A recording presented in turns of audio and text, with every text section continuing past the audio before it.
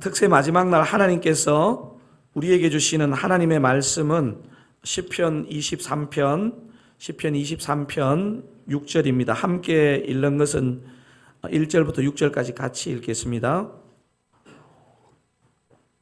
다 찾으시면 제가 1절, 여러분이 2절 그렇게 6절까지 읽고 우리 마지막 6절은 한 번 더 오늘 나눌 말씀이기 때문에 큰 소리로 한번 읽겠습니다. 제가 1절 읽겠습니다. 여호와는 나의 목자시니 내게 부족함이 없으리로다. 그가 나를 푸른 풀밭에 누이시며 실만한 물가로 인도하시는도다. 내 영혼을 소생시키시고 자기 이름을 위하여 의의 길로 인도하시는도다. 내가 사망의 음침한 골짜기로 다닐지라도 해를 두려워하지 않을 것은 주께서 나와 함께 하심이라. 주의 지팡이와 막대기가 나를 안위하시나이다. 주께서 내 원수의 목전에서 내게 상을 차려주시고 기름을 내 머리에 부으셨으니 내 잔이 넘치나이다. 내 평생의 선하심과 인자하심이 반드시 나를 따르리니 내가 여호와의 집에 영원히 살리로다. 6절만 다시 한번 읽겠습니다. 내 평생의 선하심과 인자하심이 반드시 나를 따르리니 내가 여호와의 집에 영원히 살리로다. 아멘. 지난 5일간 특세 때 나눈 말씀을 한번 리뷰를 해보시면 좋을 것 같은데요. 첫째 날 혹시 설교의 제목이 기억이 나십니까?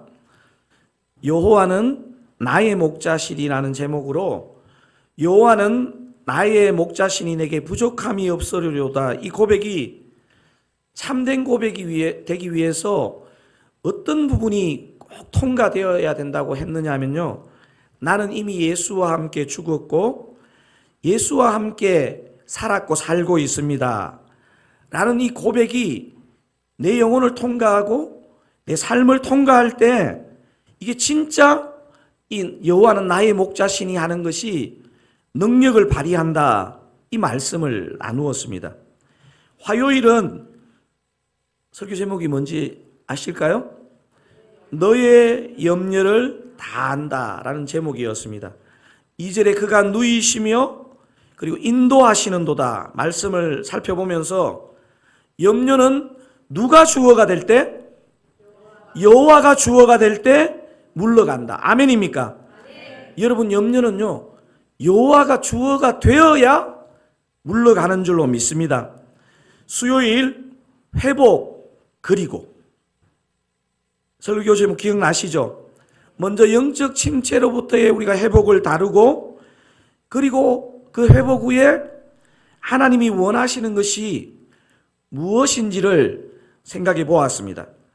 여러분 영적 침체의 원인 3가지를 수요일 날 다루었는데 혹시 기억나실까요? 첫 번째 어떤 원인 때문에 영적 침체가 올 수 있다 그랬습니까?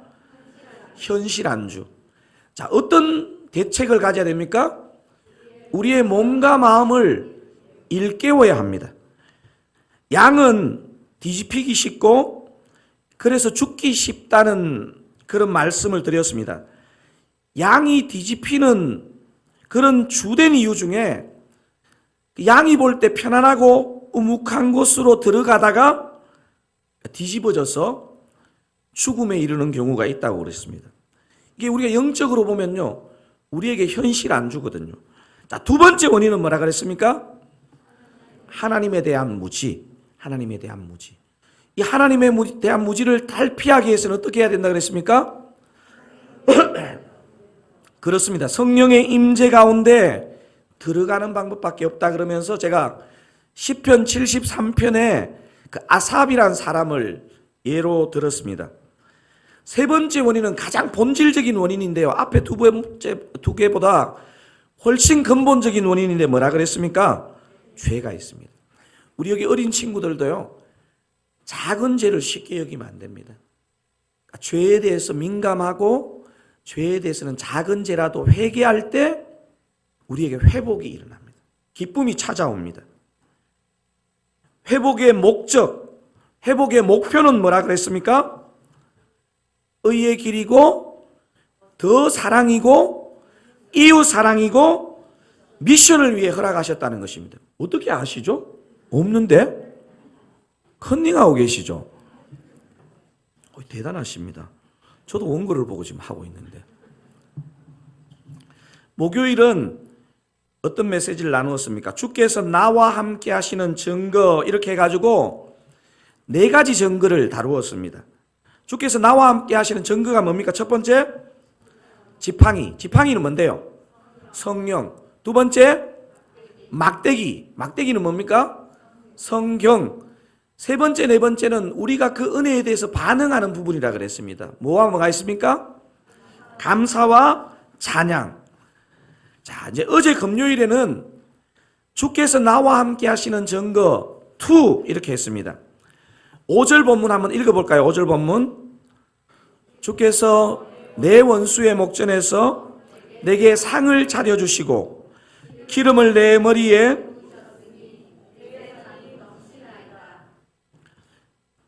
주께서 나와 함께 하시는 증거 첫 번째는 뭡니까?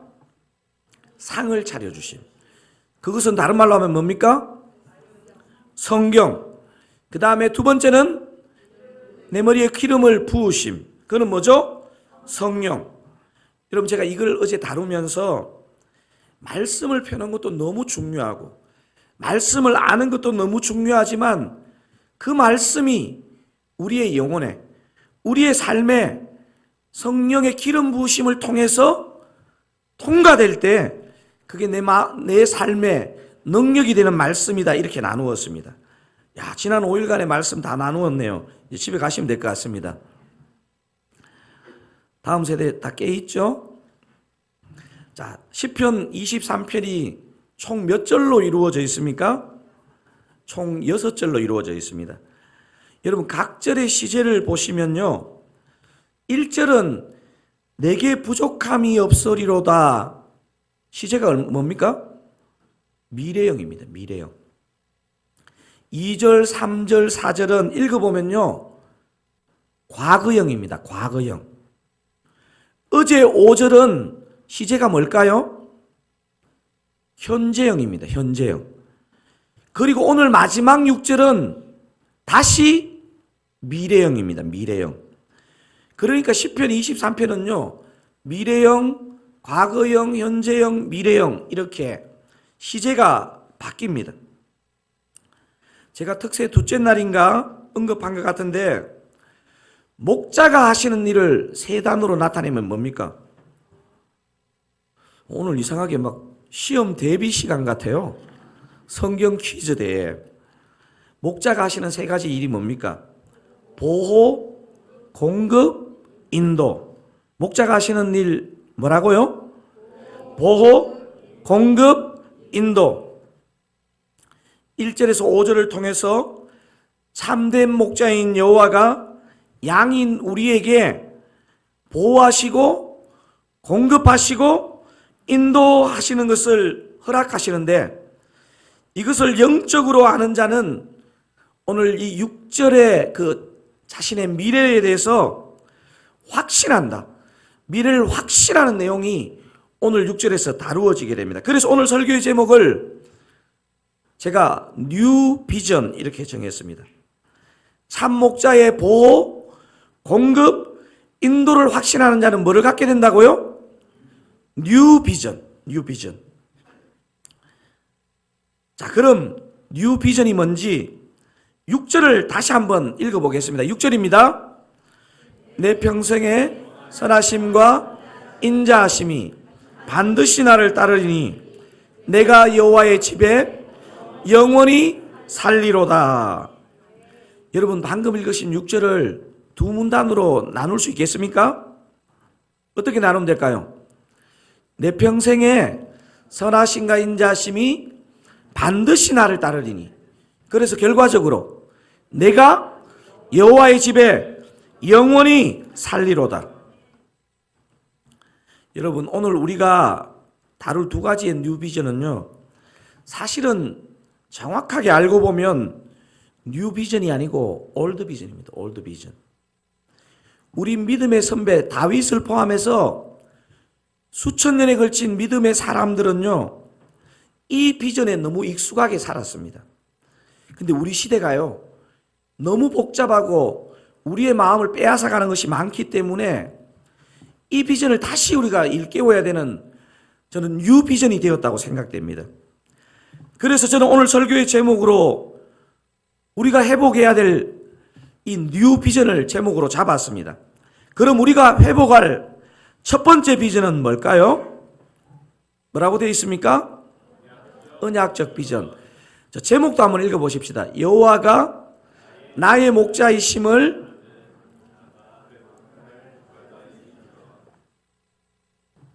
우리 다음 세대가 있으니까 막 목이 더 매는 것 같습니다. 여호와가 나의 목자이심을 아는 자가 진짜 마지막으로 이 본문을 마치면서 회복해야 될 두 가지 비전이 있는데 첫 번째 비전이 뭐라고요? 언약적 비전입니다. 6절 상반절만 그 부분만 한 번 더 읽어보겠습니다. 내 평생에 선하심과 인자하심이 반드시 나를 따르리니. 다윗의 평생에 무엇과 무엇이 따랐다고 말하고 있습니까? 선하심과 인자하심. 여러분, 선하심은 뭐고 인자하심은 뭘까요? 여러분, 인자하심은 여러분 이미 이 히브리어 많이 들어본 히브리어입니다. 아시는 히브리어 없습니까? 막 샬롬 이러고 하는데 아닙니다. 자신 있게 했는데 자신 있게 틀렸습니다. 헤세드입니다. 헤세드. 들어보셨죠? 헤세드. 여기서 선하심은 뭐냐? 이렇게 보시면 됩니다. 수학으로 말하면 인자하심에 포함되는 겁니다. 분명히 선하심의 색깔이 있는데 인자하심이 이 선하심을 포함하고 있다 보시면 틀리지 않습니다. 그래서 여호와의 인자하심, 이 헤세드가 무엇이냐? 한마디로 얘기하면 하나님이 우리를 향한 언약적 사랑입니다. 뭐라고요? 언약적 사랑. 하나님이 우리를 향한 언약적 사랑을 얘기하고 있습니다. 저는 우리 다음 세대들 포함해서 우리 어른 세대들까지 이 시대 크리스찬이 가장 강하게 회복해야 될 단어가 뭐냐? 저는 언약이라고 생각됩니다. 언약. 성경이 생각해 보세요. 뭐와 뭐로 구성되어 있습니까? 표지와 속지로 구성되어 있죠. 구약과 신약으로 구성되어 있습니다. 옛 약속이라, 우리 믿음의 선배들은 수천 년 동안요, 이 예수님 오시기 전의 약속을 구약이라 그랬고, 예수님 오시고 나서의 약속, 혹은 다시 오실 예수님을 기다리는 약속을 신약이라 그랬습니다. 그런데 우리는요, 이 언약이란 단어가 너무 안 들리는 시대를 살고 있습니다. 제가 분당 우리 교회 성경 탐구 강좌할 때 강좌 초반에 이 관점이라는 것을 얘기하면서 이 언약을 반드시 붙들어야 된다, 이런 제가 강조를 했는데요. 오늘 특세 참석한 다음 세대 계속 졸아도 되는데 딱 두 번은 일어나야 됩니다. 언약할 때, 그리고 하나님 나라 비전할 때, 이때는 딱 일어나가지고 여러분 조시다가도 언약 이러고 조시면 됩니다. 언약의 정의를 꼭 기억하십시오. 모르시는 분들은 메모하시고요. 이 언약이라는 말이 내 심령에, 내 머리에, 내 삶에 역사할 때요, 그게 능력이 되는 겁니다. 언약을 어떻게 정의할 수 있을까요? 언약은, 여러분 끊어서 한번 해볼게요. 언약은 주권적으로 이루어진 피로 맺은 약속. 다시 한번 해볼까요? 언약은 피로 맺은, 주권적으로 이루어진 피로 맺은 약속. 이걸 연결해서 한번 해볼까요? 언약은 주권적으로 이루어진 피로 맺은 약속. 저 뒤에 거부터 볼게요. 언약의 정의의 첫 번째가 뭐라고요? 약속입니다. 약속. 언약은 하나님과 사람이라는 쌍방이 하는 약속이라는 겁니다. 약속은 절대로 혼자 못하죠. 물론 마음속에 다짐 이런 거 할 수 있지만 언약이 되려면, 약속이 되려면 쌍방이 있어야 됩니다. 자, 두 번째. 왜 언약이라 그러냐? 그냥 약속이 아니고 무슨 약속요? 피로 맺은 약속. 피로 맺었다는 말이 무슨 말이에요? 지켜도 되고 말아도 돼도 그런 약속이 아니고 생명을 걸었다는 뜻입니다. 생명을 걸었다. 여러분 사실 우리 다음 세대 여기 엄마가 막 깨워가지고 지금 내 몸이 지금 교회에 있는지 집에 있는지도 모르는 상태일 수도 있지만 여러분 여기 나온 것은요 여러분의 생명입니다. 생명. 이게 생명. 실제로 하나님은요 우리에게 이 약속을 생명 걸고 어떻게 했냐? 당신의 하나뿐인 아들을 희생했잖아요. 실제로 역사상 하나님이 당신의 아들을 이 땅에 보내셔서 죽이셨잖아요. 자, 근데 언약의 가장 특별한 특징은 세 번째 있습니다. 어떤 특징입니까? 주권적으로. 언약을 다시 정리해 볼까요? 언약은 주권적으로 이루어진 피로 맺은 약속. 이것은요, 우리가 사회에서 맺는 일반적인 약속하고 아무리 생각해 봐도 다른 게 뭐냐면요. 여러분 세상에서는 약속이 균등해야 됩니다. 서로가 희생하는 거나 책임지는 거나 이게 동등해야 되는데요. 아무리 생각해 봐도 이 성경에 나오는 이 언약은요. 약속은 약속인데 하나님의 주도성, 하나님의 주권성이 있는 거예요. 목사도요. 각 목사도 하나님을 믿어가는데 제일 많이 걸렸던 게 이 부분인 것 같아요. 아니 왜 하나님이 더 많이 하는데 왜 하나님이 나보다 더 많은 권한을 가지고 이 약속을 하는데 이런 마음에 막 부대낌이 있었던 것 같아요. 그런데 뭐 어쩔 수 없습니다. 성경에 나오는 이 언약은요 하나님의 주권성, 주도성이 작용하는 겁니다. 하나님의 주권성이 우리가 삐뚤어진 시각으로 보면 너무너무 불합리하고 불편하지만요. 진짜 내 마음에 은혜가 임하면 야, 이것이 은혜구나. 이런 생각이 듭니다. 하나님의 이 주권성이 만약 없다면 저와 여러분의 구원이 여기서 확실한 사람이 누가 있겠습니까? 여러분 정직하게 한번 생각해 보십시오. 만약에 이 구원을 오늘부터 우리가 천국 가는 그날까지 내가 만약에 책임을 져야 된다면 나는 책임질 수 있다. 손 한번 들어보세요. 여러분 정직하게 생각해서 내가 내 구원을 책임져야 된다면 책임질 수 있는 사람이 누가 있겠습니까? 설교하는 저도 책임 못 집니다. 그런데요. 하나님이 우리와 맺은 이 언약에는요. 하나님이 책임지시기 때문에 완성할 수 있다는 겁니다. 여러분 다시 본문으로 돌아가겠습니다. 시편 23편 6절 상반절을 다시 한 번만 굵은 글씨를 강세를 두어서 한번 읽어보겠습니다. 내 평생에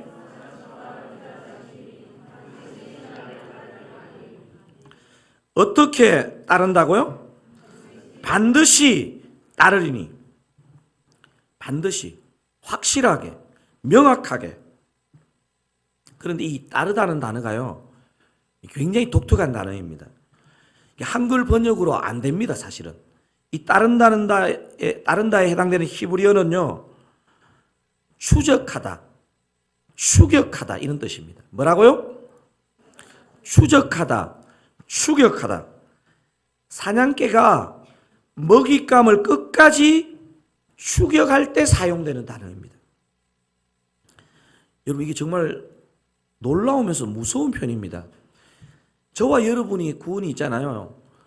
왜 확실하냐면, 왜 반드시냐면요, 우리가 책임지는 게 아니고 여호와께서, 여호와의 선하심과 인자하심이 끝까지 추적한다는 것입니다. 우리를 끝까지 추적한다는 것입니다. 여러분, 그래서요, 하나님이 택하시고 사랑한 백성은요, 자기가 막 이렇게 엇길로 나가도요, 하나님이 끝까지 추적하시는 줄 믿습니다.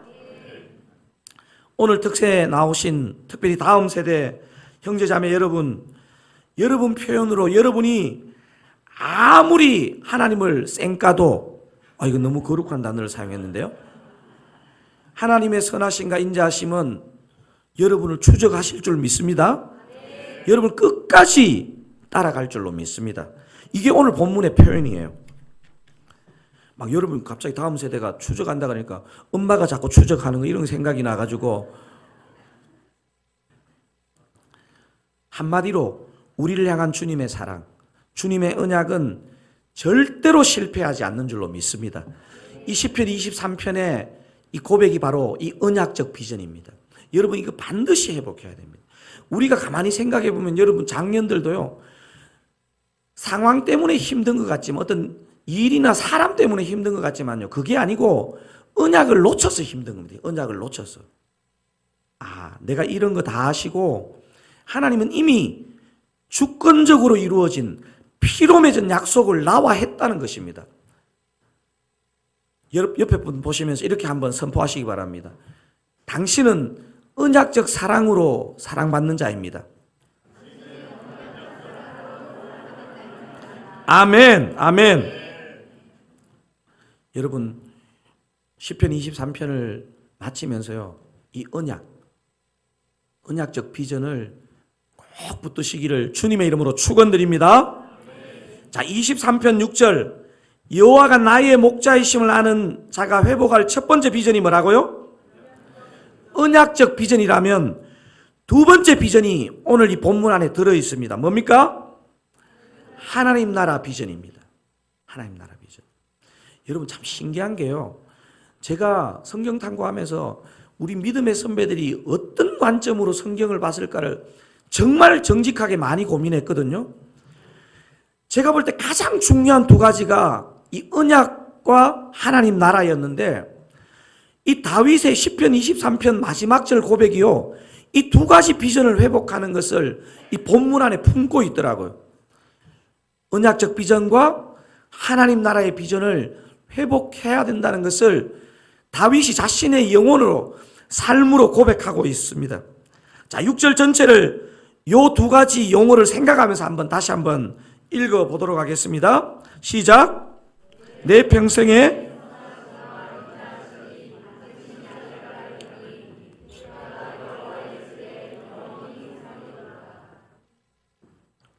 두 번째가 뭡니까? 내가 여호와의 집에 영원히 살리로다. 여러분 여호와의 집이 뭡니까? 여호와의 집이 뭐죠? 여호와의 집이라고요?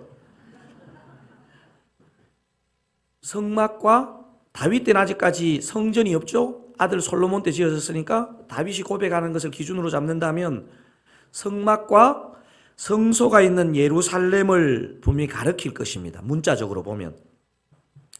하지만 여러분 한번 생각해 보세요. 다윗이 레위인이었습니까? 다른 지파였습니까? 질문이 어려웠나요? 다윗이 어느 지파예요? 유다 지파잖아요. 레위 지파만 성소에 계속 있는 거예요. 유다 지파가 성소에 영원히 있는 거 아니에요. 여호와의 집에 산다는 건 뭘 말할까? 지금 다윗이 무슨 얘기를 하고 싶은 거예요? 하나님과 계속적인 영적인 교제 가운데 살아가겠다는 선언입니다. 성령의 우리 신약적인 표현으로 하면 성령의 임재 가운데 살겠습니다 하는 살 것입니다 하는 표현입니다. 여러분 공간을 가진 천국이 있을까요? 없을까요? 없다고요? 장소, 공간으로의 천국이 없습니까? 가만히 생각해 보니까 있습니까? 당연히 있죠, 당연히. 장소, 공간으로의 천국이 당연히 있죠. 하지만 우리 예수님은 당신이 여러분 복음서 읽었던 걸 잘 머리에 떠올려 보시면요. 장소, 공간으로의 천국을 얘기한 적은 거의 없습니다, 우리 예수님이. 주로 이런 말씀 하셨잖아요. 천국이 여기 있다 저기 있다 하지 말고 너희 마음속에 있느니라 이런 말씀 들어보셨잖아요. 예수님이 주로 말씀하신 천국은요. 장소가 주된 게 아니고요. 하나님의 다스림을 받고 하나님의 통치를 받으면 그곳이 천국이고 하나님 나라라고 말씀하셨습니다. 여러분, 그래서 바로 이곳, 바로 이 시간 주님께서 다스리고 우리가 그 다스림을 인정하기만 하면 그곳이 천국이고 하나님 나라에 있는 줄로 믿습니다. 여러분, 이게 바로 시편 23편 6절 하반절에서 내가 여호와의 집에 영원히 살리로다 하는 의미입니다. 여러분, 그렇다고 은혜 받았다고 교회에만 있으면 안 됩니다. 목사님 이번 특세 은혜 너무 받았기 때문에 제가 본당에 영원히 살리로다 이러시면요, 배 목사님이 오셔가지고 성도님 여기서 이러시면 안 됩니다. 집에 가셔서 쉬셔야 됩니다. 이럽니다. 또 이렇게 말할지도 모릅니다. 다음 주부터 1세를 오십시오. 굉장히 썰렁했네요. 하나님 나라의 비전이 회복이 왜 중요하냐 하면요, 이 비전이 회복되어야 하나님 나라가 교회 안에 안 갇힙니다. 저와 여러분을 통해 이 하나님 나라는요, 계속 우리가 확장되어야 하는 것입니다. 저와 여러분을 통해 죄된 세상에도 하나님 나라가 드러나고 확장되어야 되는 사명이 저와 여러분에게 있는 것입니다. 그래서 우리가 교회에서의 역할도 중요하지만 세상에서 우리의 역할이 너무너무 중요하다는 것을 이 영적으로 보여주는 계시의 선언인 것입니다. 우리 다음 세대 학생들은 교회에서 주일날 교회 와서 드리는 예배도 너무 중요하지만요, 여러분이 한 주간 세상에서, 학교에서, 여러분이 사는 공간에서 세상 친구들과 어떻게 지내는지도 너무 중요하다는 것입니다. 여러분, 하나님께서 주 1일 하나님 나라 생각하는 사람 좋아하실까요? 주 7일 하나님 나라 생각하는 사람 좋아하실까요? 여러분 영적으로 이해를 하시네요. 시간차는 있겠지만 여기 계신 모든 성도님들은 언젠가는 이 땅에서의 우리의 소풍과 순례를 정리하고 죄도 눈물도 없는 하나님 나라로 다 가실 줄로 믿습니다. 빨리 가시기 싫구나. 안 원해도 가게 됩니다. 근데 이 땅에서 사실 늘 하나님 나라를 생각하다 가야 그 하나님 나라가 덜 어색할 거 아니에요? 하나님 나라 하나도 안 생각하다가 갑자기 막 하나님 나라 도착하면 여기가 어디야? 여기 영원히 살아야 된다고? 막 놀랄 거 아니에요? 여러분, 하나님 나라가 우리 집처럼 편해야 될 거 아닙니까? 우리 다음 세대 자녀들 부모님과 휴가 딱 다녀오면 우리 부모님이 집에 딱 들어오시면서 하시는 말씀이 뭐예요? 집이 제일 낫네. 진리잖아요. 사랑하는 사랑가족 여러분, 우리 주님 계신 하나님 나라가 제일 나은 줄로 믿습니다. 제가 이번 여름에 포항 한동대에서 하는 선교왕국을 다녀왔거든요. 제가 선교왕국에서 제일 은혜가 되었던 집회가 김요한 선교사님이라고 이분이 인도하는 마지막 날 집회였는데요. 김요한 선교사님이란 분은 나중에 저희 교회도 꼭 초대하고 싶은데요. 튀르키예 선교사로 살면서 튀르키예에서 법정 최고형을 선고받고 본인이 그 이슬람 변호사의 도움을 받고 대법원까지 가서 무죄 석방이 되신 분입니다. 여러분, 이슬람 국가에서 튀르키예에서 회심자 한 명을 만든다는 것은요, 평생의 공을 들여야 되는 일입니다. 근데 제가 보니까요, 이분한테 정말 성령의 기름 부으심이 넘쳐가지고 수많은 튀르키예 그 현지인들이요, 예수를 믿고 목사가 되었습니다. 그리고 막 목숨을 걸고 현지 교회를 개척해가지고 이 교회를 사역을 하니까, 여러분, 이런 사역을 하니까 사단이 가만히 있겠습니까? 이 선교사님은 말할 것도 없고 가족들이요, 아들이 셋 있고 사모님 계신데 다 테러리스트들의 완전히 표적이었는 거예요. 그래서 여러 번 죽을 뻔한 고기도 넘기고, 김요한 선교사님은 감옥에서 하도 두들겨 맞아가지고 지금도 그 후유증이 나타나고 있습니다. 그런데 이 가정이 그 이슬람 테러리스트들의 협박을 받고 어느 날 밤 이제는 온 가족이 죽을지도 모른다는 그런 마음을 가졌던 것 같아요. 그런데 이번에 선교한국 마지막 집회에서 그 김요한 선교사님이 말씀을 전하시다가 사진 한 장을 보여주시더라고요. 그 꼬마 아이, 아마 초등학교 들어갈랑 말랑한 나이쯤에 어린아이가 이렇게 하트 표시하면서 이렇게 찍은 사진이 있는데 제가 그걸 뭐 개인적으로 받지를 못해가지고 근데 이 사진을 보여주시고 선교사님이 고백하는데 우리 진짜 선교한국 참여했던 사람들은 다 울었던 것 같아요. 이 김요한 선교사님의 그 믿음이 큰아들한테도 이 꼬마가 이 김요한 선교사님 큰아들인데요. 그러니까 테러리스트들에게 협박을 받고 뭐 그 전에도 몇 번 위험했고 하니까 큰아들이 아빠한테 그러더래요. 아빠 나 사진 한 장만 찍어줘. 그 무슨 사진이라니까 하여튼 한 장 찍어줘 이래가지고 찍더니 아빠 엄마 사랑해 성도님들 사랑해요 천국에서 다시 만나요 하고 그 사진인데 이 아들을 포함해서 세 아들이 다 한동대를 지금 졸업하고 순교 안 당하고 건강하게 살고 있거든요. 여러분 표정은 그 아들 진짜 죽은 거 아니야? 진짜 천국에 있는 거. 근데 있잖아요. 제가 그걸 보면서요. 야, 진짜 하나님 나라를 내가 경험하는 거, 하나님 나라를 사모하는 것은요. 나이의 문제가 아니고 지식의 문제가 아닌 것 같아요.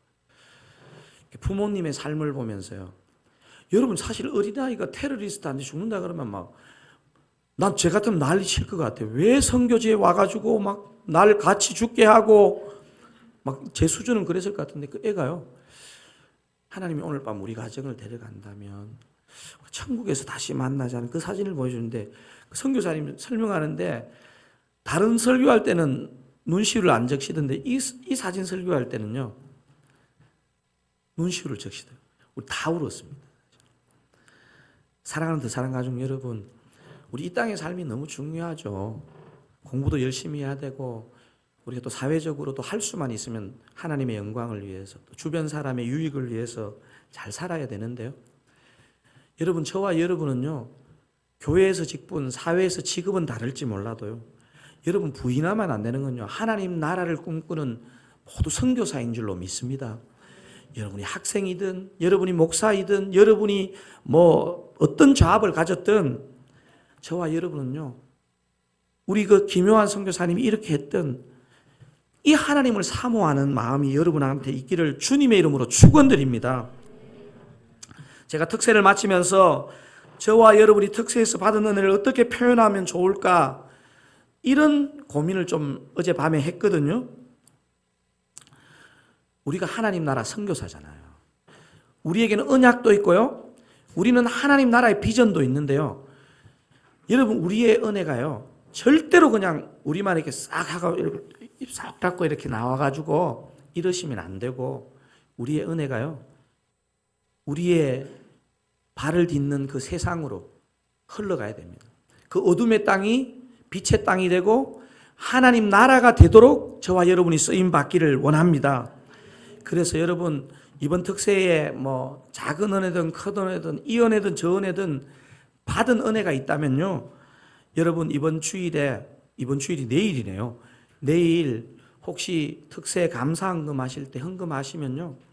우리 운영위원들과 그 사용처는 더 기도하면서 고민해 볼 테니까 가장 요긴하게, 가장 긴급하게, 가장 필요한 곳에 전달되도록 그렇게 하기를 원합니다.